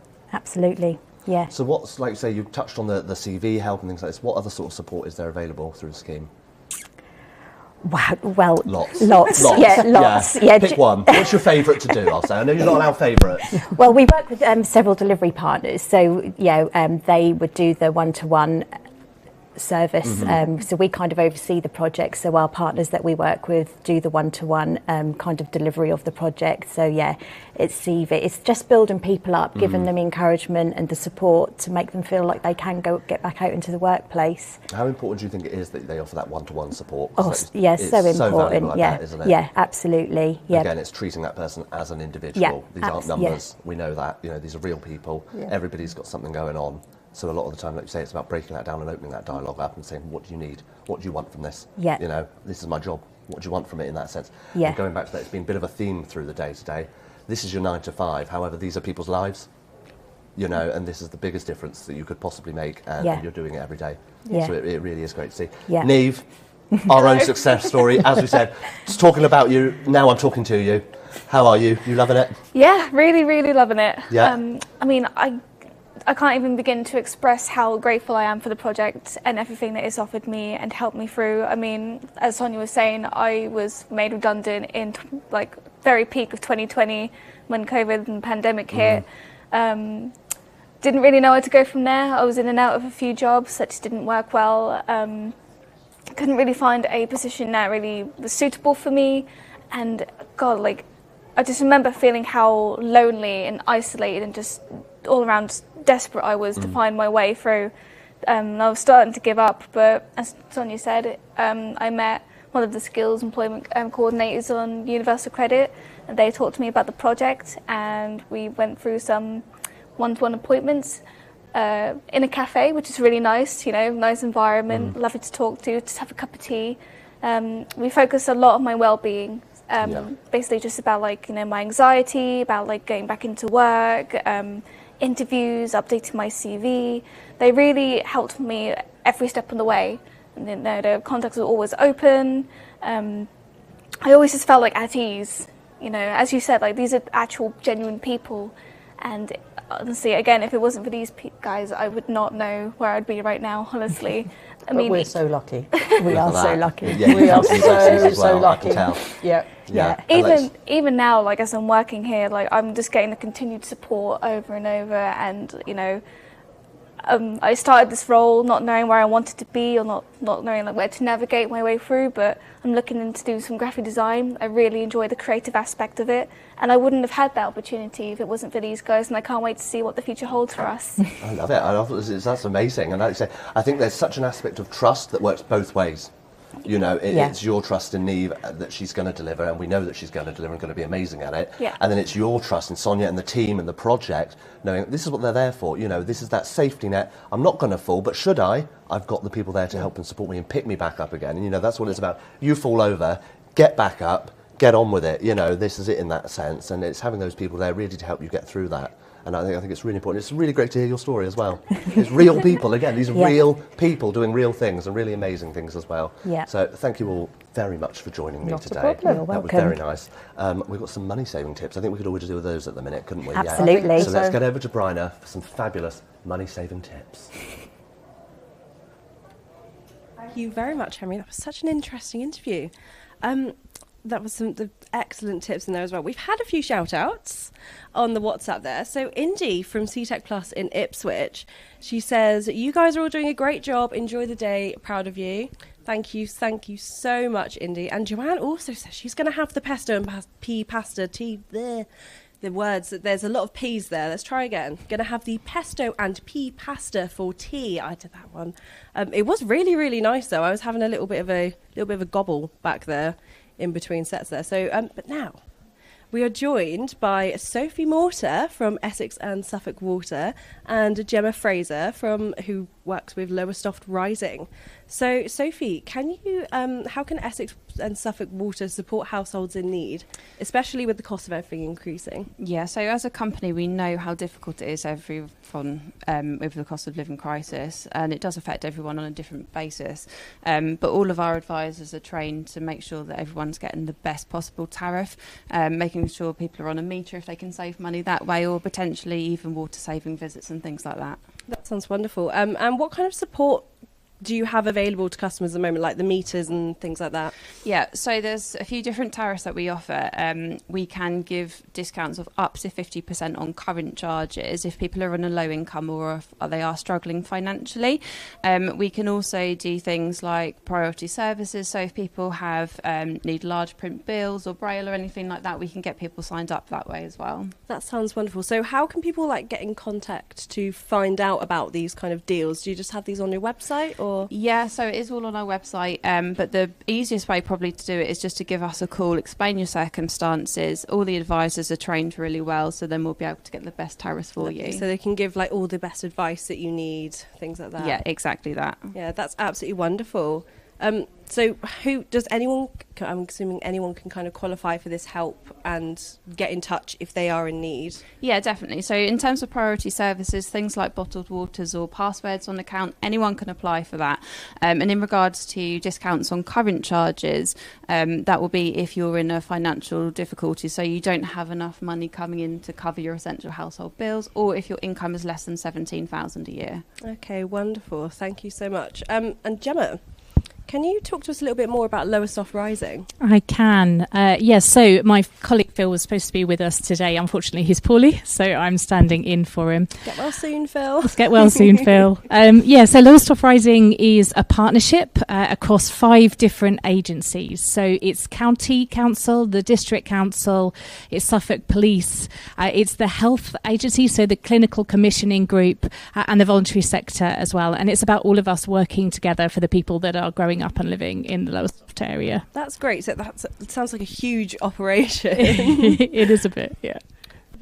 So, how would you say the partnerships actually kind of support the community? Okay, I mean, sorry, go on. That's kind of what kind of work do you do? So it's about bringing all of the services together. So often we work independently, and it makes it really tricky for people to access support. So it's so much better if we can address issues that are going on as partners. At the moment, we're focusing on our cost of living response, which is called Ease the Squeeze. Oh, I love that name. That's wonderful. Can you tell us do you have any more projects that you're currently running? Ease the Squeeze is 12 projects that are running across East Suffolk, and they vary from ones that are emergency response, so helping people get access to food if they're not able to afford it, help with heating and utility bills, but also longer term projects like we're setting up school uniform banks across East Suffolk. Also, people can access interview clothing and prom dresses even in some of the areas, social supermarkets, field to fork projects, handy person services. That sounds wonderful. So I'm assuming these projects have already started. They have. What's the response been like for those? It's been busier than we thought, bearing in mind we're not in winter yet. So we launched about 4 weeks ago, and we've had over 100 referrals come through in the last 4 weeks. Oh, wow. So we're probably expecting that to ramp up a lot more towards winter as everyone kind of starts to tighten their belts and everything like that, unfortunately. But it's so good that there is services like that available to the people of Suffolk. I'm assuming this is just for the area of Suffolk. This is for East Suffolk, so it's covered by East Suffolk District Council, but it's not being run by the council. It's a partnership across, again, voluntary sector, health services, and all the others as well. Everyone's involved in this one. Can you tell us what support out there is? Hold on, my brain's gone. We'll come back. What support is out there for people who are feeling the pinch at the moment? So obviously we've talked a bit more about these projects. Is there anything else that you offer? So what we recommend that people do is, if they are struggling, that if they refer themselves into the Ease the Squeeze programme, then what we can do is signpost them in the right direction. Now, that might be we signpost them to citizens advice for benefits advice, to a particular organisation. I've been working with one of Sophie's colleagues at Anglian Water to look at water bills as well. We've got people that can help with benefits. So as I said, it's a real partnership. So if they refer into that, they'll then be signposted in the right direction. That's wonderful. Can you tell us about any initiatives that people can access to save money? I think you talked a little bit more about them to begin with, but of course. So the social supermarkets, there's a few up and running already. Lowesoft already has one. The Kirkley Pantry are doing amazing work. So that's a subscription supermarket. You pay a certain amount of money. It's about £3 a week, and therefore you can go and shop. It's a sustainable way of doing that. There are some more of those launching around Lowesoft and hopefully later on across the rest of East Suffolk as well. School uniform banks. So both Lowesoft and Beccles have a school uniform bank. So if families are looking for uniform for their children, both primary and secondary, St Luke's Beccles and St Mark's in Alton Broad are running those services as well. Wonderful. So do these all rely on donations as well from the public? They do, yeah. So they have had some grant funding from various sources, but they do rely on being supported by the public as well. Of course, yeah. So if anyone has any, I'm assuming it's anything, so you can do the school uniform, etc., food, anything. Absolutely. And the prom dresses really intrigues me. But it does make a lot of sense because I spent so much money on my prom dress. Never wore it again. That's the point. It's about waste as well, isn't it? And with school uniform as well. The amount of school uniform that just gets shoved at the back of a cupboard or gets lost in the school classroom. Yeah. I was going to say, I think when I left school, we had like an initiative where you could give back your blazer and then you got paid like £10 or something. Okay. But I think a lot of schools, that was, however many years ago now. But it's good to see that they can be donated and then they can be redistributed into the community because school uniform is very expensive these days, as is quite a lot of things. Thank you so much for joining us today. It's been very, very fun chatting to you.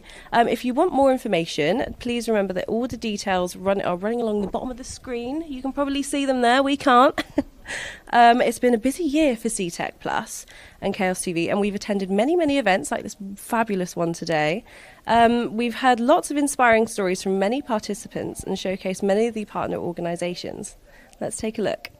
Say welcome back and welcome to our virtual cafe. I should have a couple of cappuccinos on the way, hopefully, you never know.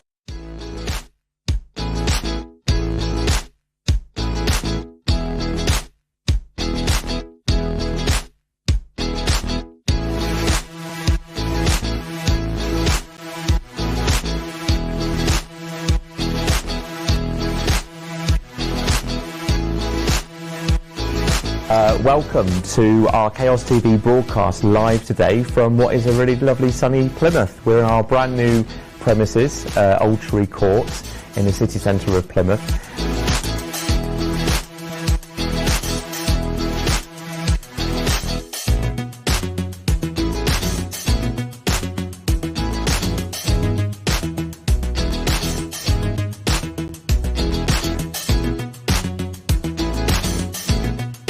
If you're comfortable with who you are, eventually everything falls to place. Because if I have compromised who I was, who I am, to get things, and when I didn't get, not only I wouldn't have got, I would also lost myself in the process. And one thing I'm glad about, I haven't lost myself in this process. Despite the challenges, the bias that I face because of my identity, I haven't lost myself. I can look back and say, wow, I can certainly hold my head high.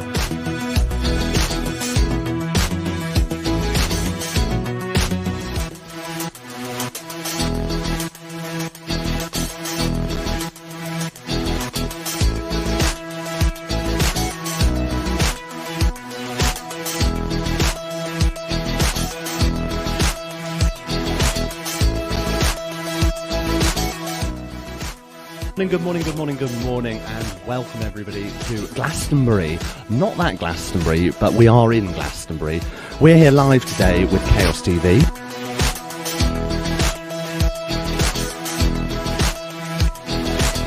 Oh, look at these knees! Oh, I don't like the colour of it much. Oh gosh, oh look at that. Faster!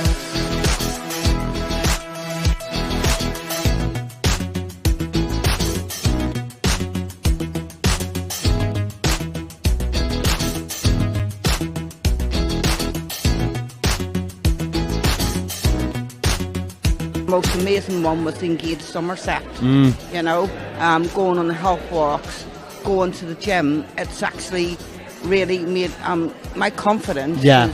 Yeah, it's starting to rise, and my self-esteem and stuff.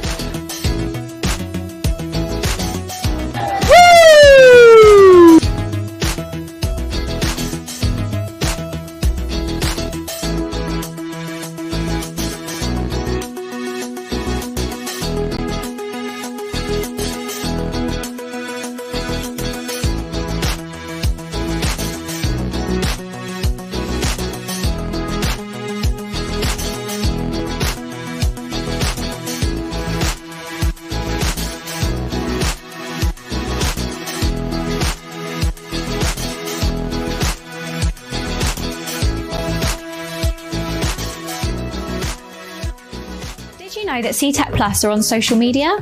We post daily content to our Facebook, Twitter, Instagram and LinkedIn pages, celebrating our participant good news stories, sharing staff spotlights on our team and keeping you all up to date with our upcoming events and activities. And if you like a bit of fun on TikTok, we'll see you there too. Make sure you like, follow, share, comment and stay connected with our hashtag No One Left Behind.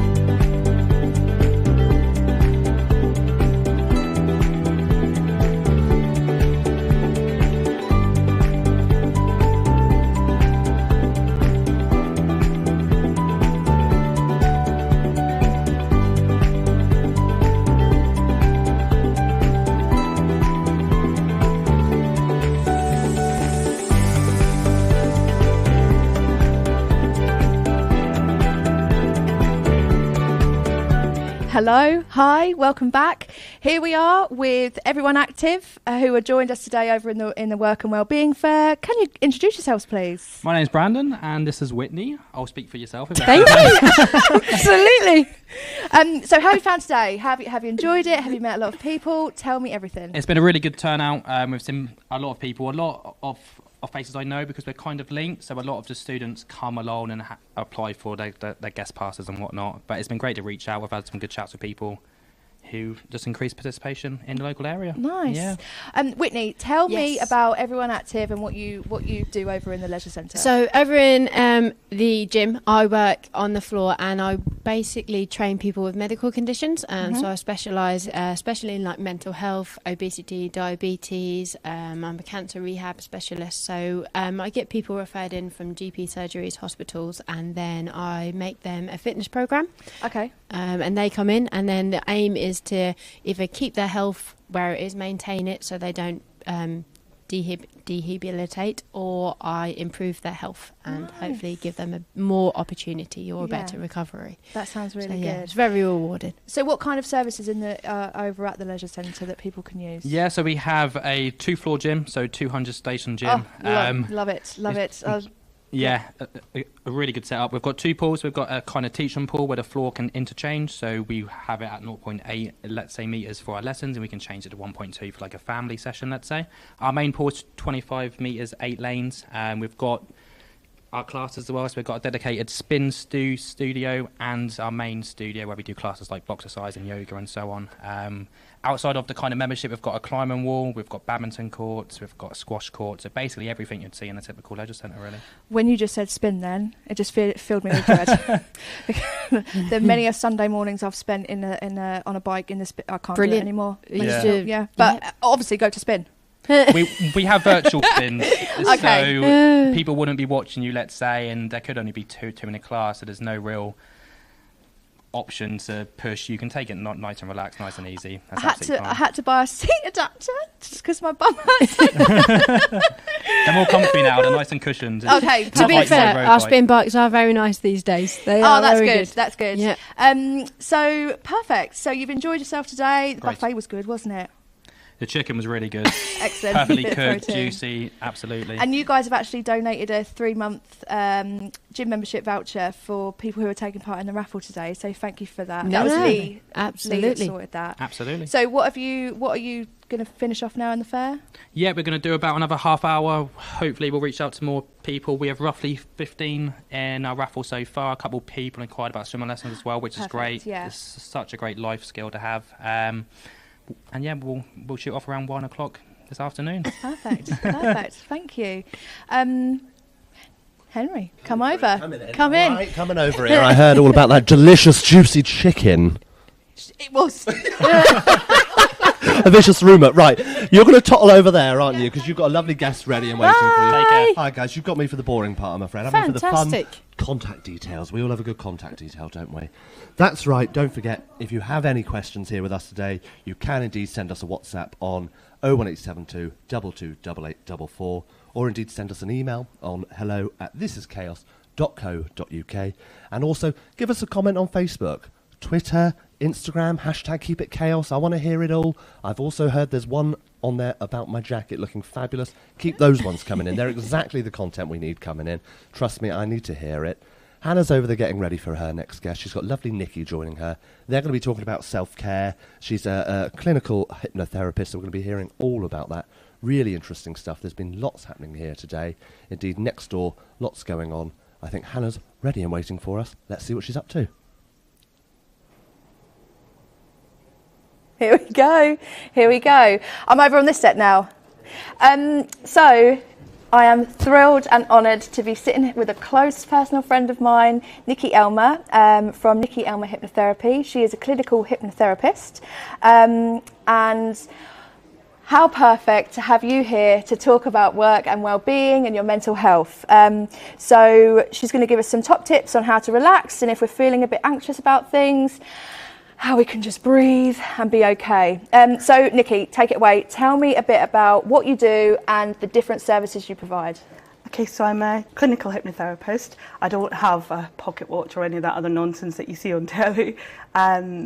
my job is just pretty much to help people retrain their brains. So I'm a clinical hypnotherapist, but I'm also an NLP practitioner. So I work with people with anxiety or pain, or people who want to stop smoking, or I've even had people who want to stop swearing. So really, yeah. I didn't even know you could do things like that. I can. You can. Oh well, I know what you do, but the swearing. But I suppose there's lots of different things that people have where you can support. Absolutely. Anything anybody wants to change, I can help them to sort out. Perfect. So tell us a bit about anxiety and how it can affect your mental health, because we did have a discussion before about COVID and how that's has affected mental health. So tell me. Well, the problem is that for the last 2 or 3 years we've been telling people it's dangerous to leave the house. It's dangerous to be around other people. It's dangerous to live your life normally. And then all of a sudden it's off you go. Off you pop. Back into work, back to school, back to wherever you need to go. And people are not coping. You know, the anxiety levels have risen quite a lot in the last couple of years. And then you add on top of that, we've got this problem with the cost of living crisis. And people are frightened. You know, there's so many world events happening that, you know, anxiety is just your body, your brain's way of protecting you, telling you there's danger. And when we're continually bombarded with it on social media and other places, there's no escape from it. And so would you you're right, but would you say that the cost of living is a big factor at the moment around anxiety and why people are suffering? Absolutely, because, you know, we have a hardwired inbuilt need to protect ourselves. We have a fear of scarcity and we have a fear of the unknown, and put those two things together and making people feel really anxious. Because I can imagine bills coming through the letterbox. And there's no escape from it, is there? It's on social media, happen? It's on the telly, it's in the news, it's everywhere you look. We're seeing people, suffering, you know, struggling, and that's the problem. And then your brain can't switch off. Your brain is constantly on high alert trying to protect you. Tell me more about the neural pathways. Okay, so with anxiety, there's parts of your brain called the amygdala and the prefrontal cortex. That's where the anxiety is generated from. So that part of your brain is designed to protect you. It's left over from our early descendant days where, you know, if a lion was running towards you, you can't really stop and think, you have to respond. So that part of our brain, we train it based on experiences, how you're thinking, how you're feeling, what you're saying to yourself, and we train it what is dangerous and what isn't. And the problem is we're so bombarded with all this negative stuff at the minute that we're training our brain in the wrong way, and we're becoming anxious about things that normally wouldn't make you anxious. So what happens within your brain, you tend to have a trigger. So the trigger being, like you just said, the bill popping through the door, that image in your head, and the response is then an anxiety. When we have those two neurons firing for the trigger and the response, they make a connection. And what happens is the more you feel that, the stronger that connection becomes until it becomes unconscious. So basically what I do is help people to retrain that. So for instance, often people think that anxiety is just something that happens to you, that's out with your control, but it's not at all. Anxiety is something that we do to ourselves. So it's created by the thoughts, your visualizations, your feelings. It's all comes together to make you anxious. anxious. So what I do is help people to break up those connections. Break them down, yes. Come on, yes. Absolutely. So I teach lots of different techniques and I work with clients to help them retrain that part of their brain so it becomes an unconscious response to feel more positive than to feel anxious. Yeah, because sometimes for me, I think, oh, it's all going to go wrong, it's all going to go wrong, it's all going to go wrong. Mm-hmm. But why do I say that to myself? I need to flip it round and say... Because it's panic, isn't it? It's an unconscious response. You've done it for so long that you're saying it without... I actually have a technique for that. It's funny you just said that. Go on. Okay, can I practice on you? Yeah, okay. Okay. So just close your eyes. So what we're going to do is, we're talking about that negative self-talk that you say to yourself. So what is it you say to yourself? Say that again for me. It's going to go wrong, it's going to go wrong, it's going to go wrong. It's going to go wrong. So do you notice when you're saying that, you're saying it really fast? Yeah. It's going to go wrong, it's going to go wrong. Because I need to get it in as many times as I can. Wow, so I say you like to torture yourself. So it's going to go wrong, it's going to go wrong. It's that sort of speed and it goes round. And the problem is when you're saying something negative at that speed, your brain thinks you're in danger and it's going to respond accordingly because your brain can't tell the difference between real or imaginary. So anything you're visualizing or saying to yourself, your brain thinks is real. So when you're saying that to yourself, your brain thinks you're in danger and it makes you feel anxious. So this technique, we're going to slow it down. So close your eyes and just repeat after me. So we're going to leave little gaps in between. It's going to go wrong. Wrong. And you notice just by slowing that down a little bit, it starts to feel a bit calmer. So this time you can repeat it in your head, not out loud. I'm going to get you to repeat it again. I want you to hear it in a voice of someone who's an absolute liar. And just for reference, most people say a politician or someone like that. So you can repeat it in your head now, but hear it in that voice of someone who you know is an absolute liar. It's going to go wrong. And you notice when you slow it down and then you put it in that voice, it starts to take out some of the sting out of that, doesn't it? So we're going to do it a third time, but this time I want you to hear it in a voice that's utterly ridiculous. So a cartoon character, high pitched, low pitched, anything at all. So it's going to go wrong. And that's normally enough now, so you can open your eyes. That's normally enough. You can see it in your face shifted in that time. You know, you start to smile. And when you slow it down, your brain thinks, okay, this is a calm situation. And then when you add in the humour, it kind of makes it a bit silly. Yeah. So if you practice that with all your negative self-talk, it begins to take that sting out of that negative self-talk. Yeah, because, I will do that. And the brain is just a magical thing. It has got so many different abilities that we've never... I don't know anything about. I mean, you do, because this is what you trained in. Well, I'm not a brain surgeon, so I don't know everything about You've watched Grey's Anatomy, so I'm sure you'll be fine.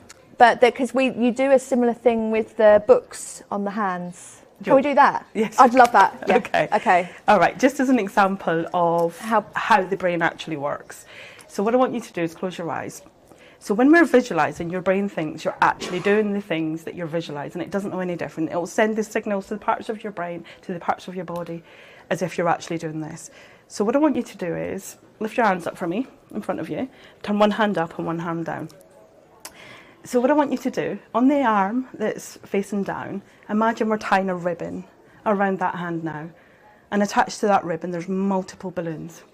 They're full of helium and they're floating up in there. So imagine 100 balloons, 200 balloons, 300 balloons, and feel that arm getting lighter and lighter as you do that. And on the other hand, imagine I'm placing a giant stack of books. So maybe those big, massive encyclopedias, you know, those sorts of books. So just feel the weight of that on that hand and feel it getting heavier and heavier and heavier. And can you feel that tugging on your hand now? You feel that weight. When you say it. Yeah, and feel that on that other hand, feel it getting lighter and lighter, almost like it's beginning to float up into the air as that other arm is getting heavier and heavier. And what you start to notice is the separation in those two hands. Can you feel the lightness in that arm? Yeah. And obviously there's not balloons and books on your hands, it's just in your imagination, but your brain, you can open your eyes now.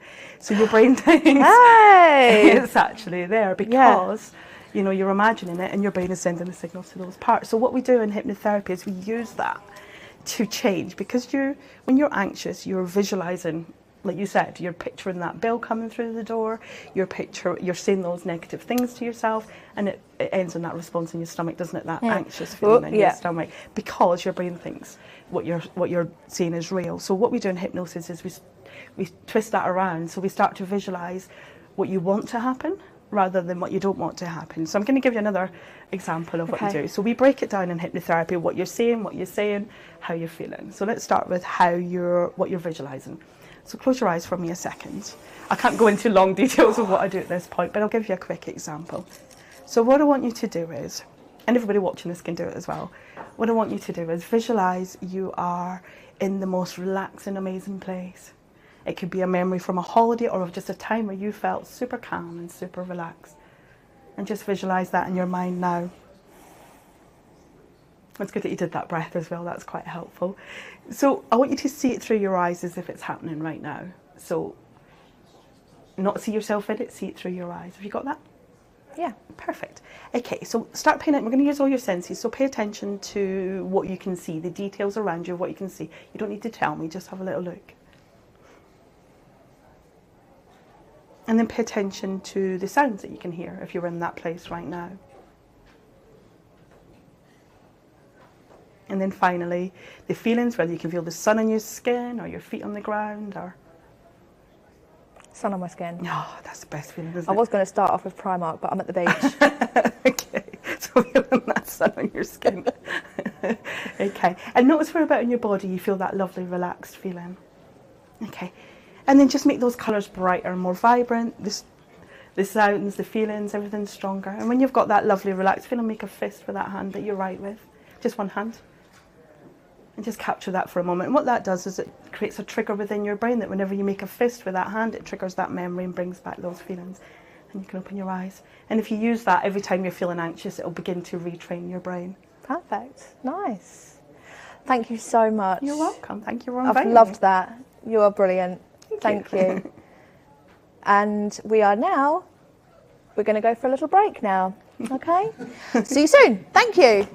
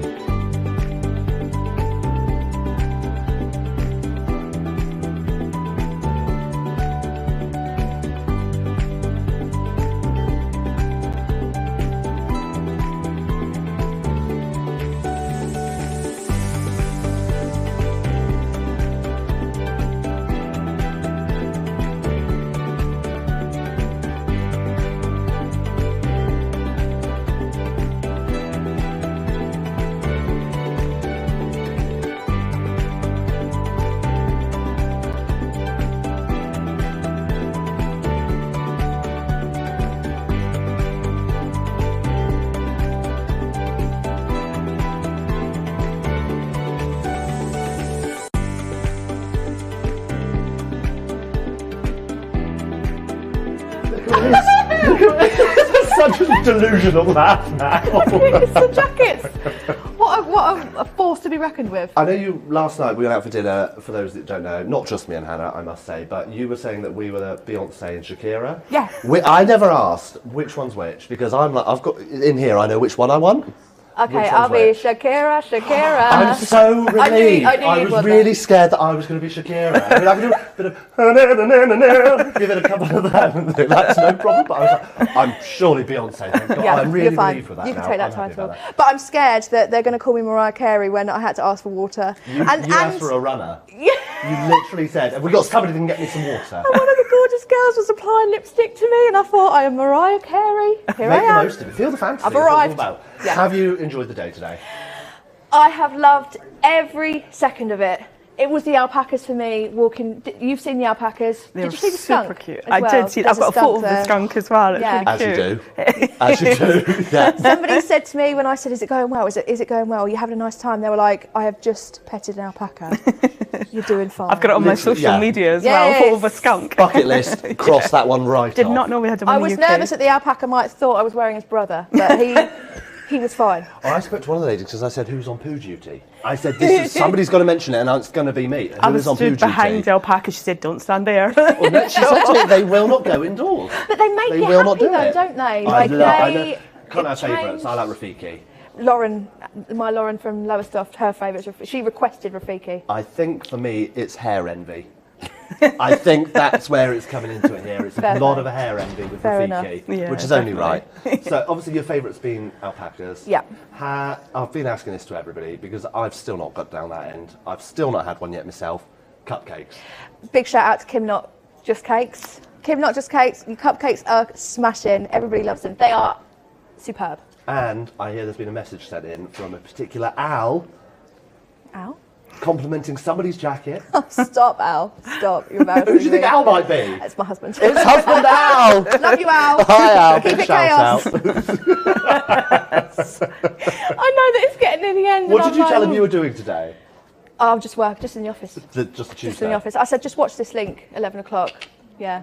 So, yeah. And he's seen all of this today. Yeah. Literally Love you, Al. unfolding in front He's of his looking eyes. after the children and our new puppy.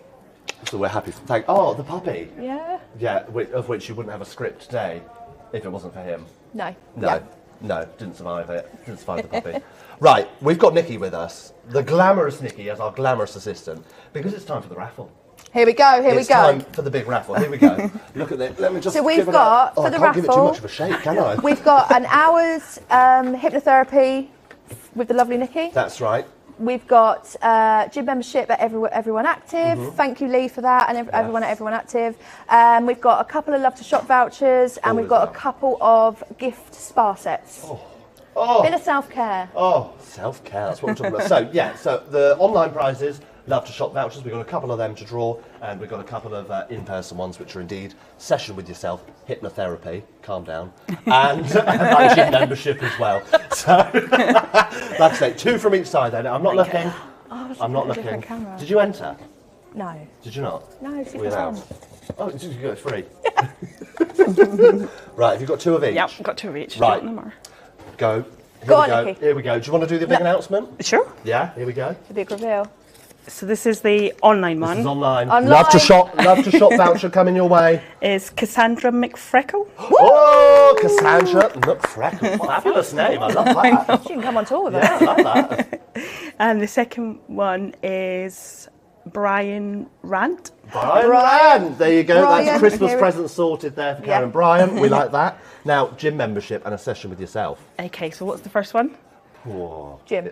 Gym. Okay, so the gym membership is Tina Gooch. Tina, you've won that gym membership. Good for you. Get those leggings on, girl. The per person stuck with me is Kimberly Lester Clements.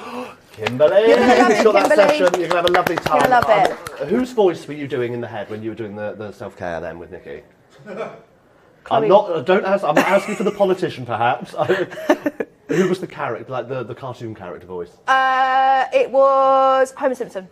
Yeah, that's It's a pretty good always one. Homer yeah. Simpson. Everybody always says Homer Is it Simpson. really? Yeah, yeah. Yeah. And Boris Johnson. Ooh. Yeah, so I think I went for sort of like Donald Duck. Yeah. You know, Yeah. I really hoped you were going to do it out loud at one point because I thought she's really involved in this right now. She's really I was into like, it. shall I? I thought she was just going to come out with this Mickey Mouse impression or If something. she did it out completely loud, of the it would have blue. just gone into chaos. I So would have loved it. Can we hear it? No. Oh, God, no. Don't fancy it? Right, that is literally everything here today. We've seen it all. Live animals, delicious cooking demonstrations, me and you in these amazing jackets, Nikki here with us on the sofa. Oh, I've not got a jacket. Next You time. did, you missed the memo, You'll have the sorry, jacket next next time. time. I'm sure you've got lots of lovely people to thank as well. I do. Big shout out to the marketing team, Beth, Geraldine, Gina. You guys are brilliant. Obviously, everybody at Chaos made me feel so at ease last night. And then last night at dinner, I thought, this is this is going to be great. Hey! Guys! Yes! And then obviously all the people who have come along today, the stall holders, the alpacas, and a big shout out to Stuart, Rachel, Ellie, Sonia. You have been brilliant, so thank you so much. Yeah, all the team here at East Coast And College. also all the team at East Coast College and Lauren, Beth, Mo and Lee. Yeah, Thank and you. like I say, from the Chaos Group as well, we want to say a big thank you from our end. Huge thank you to everybody involved. It's always such a team effort here. It really is. I see everybody doing things, and I can tell you now, Nick, I don't know half of the things they do. You think I would have picked up a bit of something now? I come on here and I have a chat, and somehow that keeps me in a job. So I'm absolutely fine with that. That's fine by me. But a big, big thank you to, like I say, everybody, and everybody at home watching as well. You know, all of you out there sending in those messages, coming in, joining in, getting involved, having a bit of a chat with us, and like you say, watching and listening to what's going on out there. This is what it's all about. So big, big thank you, and a big, big goodbye from us here. Bingo wings. Has it stopped now? Has it stopped?